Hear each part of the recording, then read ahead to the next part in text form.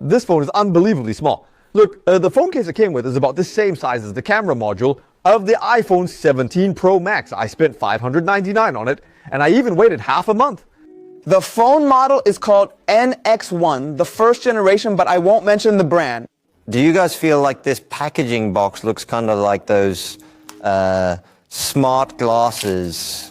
Wow. Oh, it should be pulled out like this, huh? Come, first look at this mini phone. I bought a white version. The body is rather thick, huh? Oh, there's a film too. I have to say, on the back design, there's this film. You just peel it off, and it turns the camera lens section into a piece you can tear off. Hey, it's pretty nice. Big brands could learn from this.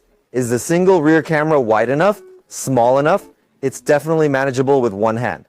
Of course, the chin is quite large, looking just like a small power bank. And the power button is here.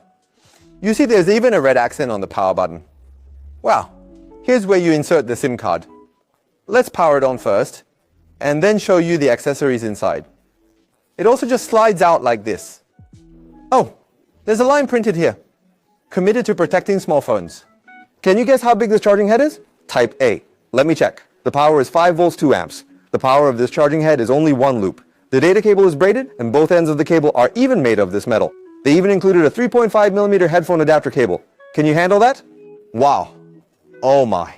This system interface is very old. I have to say, the screen brightness is quite high. Oh, even the Wi-Fi activates the full screen directly. Gesture controls even have animations. Let me put an iPhone Pro Max next to it to compare the size for everyone. How to put it? It's truly a small screen phone, isn't it? Besides being small, it's also very light.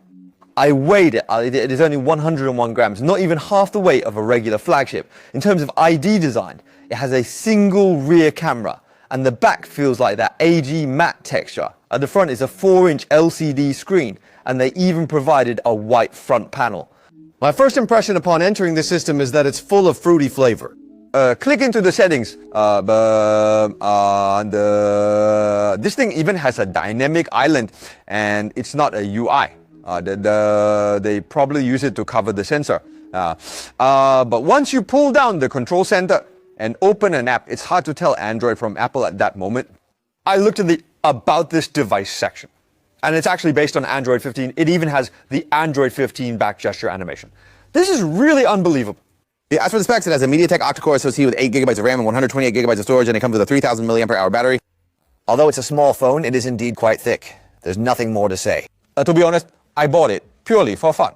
You see, I installed a universal remote app. This phone had infrared, so it can be used as a remote to control your home TV.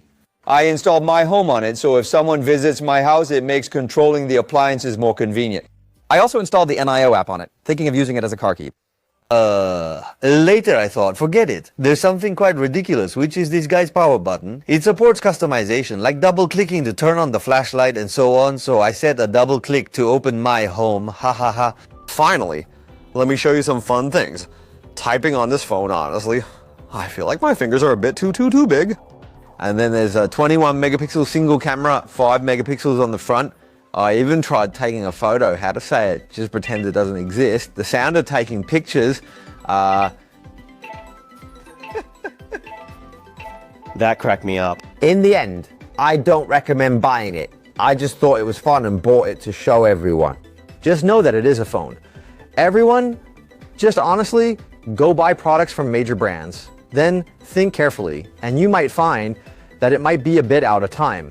At this moment, besides being fun, it is not really useful. Being fun is also a kind of use. Bye-bye.